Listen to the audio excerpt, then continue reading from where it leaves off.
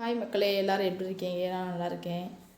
இப்போ இந்த வீடியோவில் நம்ம என்ன பார்க்க போகிறோம்னா, இன்றைக்கி நியூஸில் பிரபலமாக போயிட்டுருக்க ஒரு நபரை பற்றி தான் நம்ம பார்க்க போகிறோம்.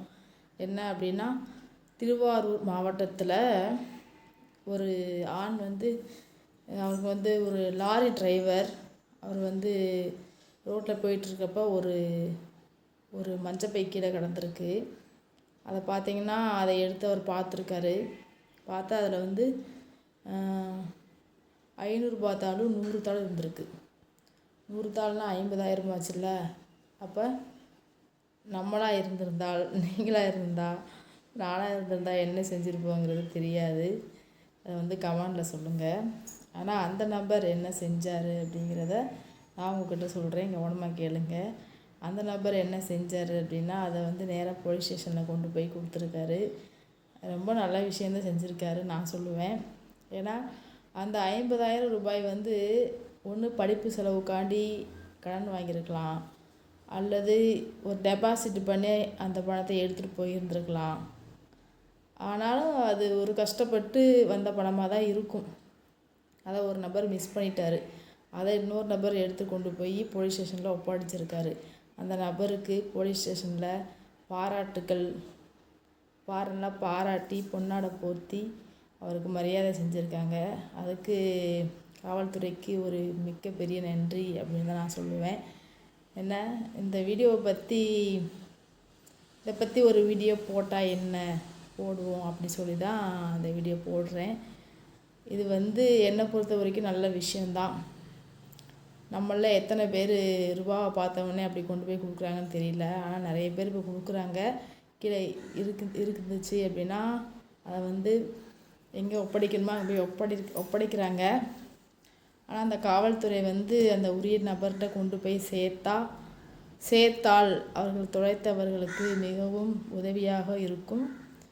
மன கஷ்டம் தீரும். இருந்தாலும் அவங்க கேர்லெஸ்ஸாக இருந்ததுனால அவங்களோட பணம் போயிடுச்சு. அது கிடைக்காதது இது அவங்களோட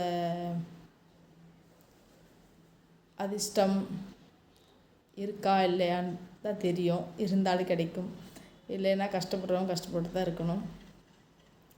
சரிங்களா? இந்த மாதிரி சுவாரஸ்யமான வீடியோக்கள் இனிமேல் நம்ம சேனலில் நிறைய வரும். அது மட்டும் இல்லாமல் என்னுடைய வாழ்க்கை வரலாறு அப்படின்னு சொல்லி வீடியோ டெய்லியுமே என்னுடைய வாழ்க்கை வரலாறு பற்றி போடலாம் அப்படின்ட்டு சூஸ் பண்ணியிருக்கேன். அது எப்படிங்கிறத கமெண்டில் சொல்லுங்கள்.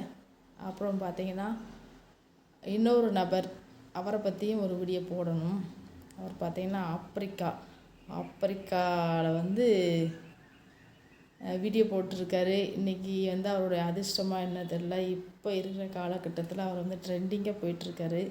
அவர் என்ன செய்கிறாரு, அவருக்கு எப்படிலாம் பாராட்டு வந்துட்டுருக்கு. நிறைய இடத்துல விஷ் பண்ணிகிட்ருக்காங்க. அவரை கூப்பிட்டு போய் மரியாதைலாம் செய்கிறாங்க. என்ன அவரை பற்றி அடுத்த வீடியோவில் சொல்லலாம் அப்படின்ட்டுருக்கேன். இந்த வீடியோவுக்கு நீங்கள் எவ்வளோ முக்கியத்துவம் கொடுக்குறீங்க, எப்படி கமெண்ட் பண்ணுறீங்க அப்படிங்கிறத பார்த்துட்டு அடுத்தடுத்த வீடியோ சுவாரஸ்யமான வீடியோக்கள் வரும், கண்டிப்பாக வரும். அது நீங்கள் கொடுக்குற ஒத்துழைப்பில் தான் இருக்குது. சரிங்களா? இப்போ நான் இன்றைக்கி இந்த கொடுக்குற வீடியோவுக்கு நீங்கள் எந்தளவுக்கு ஒத்துழைப்பு கொடுக்குறீங்களோ அதை வச்சு தான் அடுத்தடுத்த வீடியோ வரும். தயவுசெய்து சப்போர்ட் பண்ணுங்கள், நல்லா கமெண்டாக பண்ணுங்கள், ஒத்துழைப்பு கொடுங்க. நல்ல நல்ல வீடியோஸாக வரும். சரிங்களா? அடுத்த வீடியோவில் சந்திக்கும் வரை விடைபெறுவது உங்கள் ரேனா காவ்யா. ஓகே, பாய், நன்றி.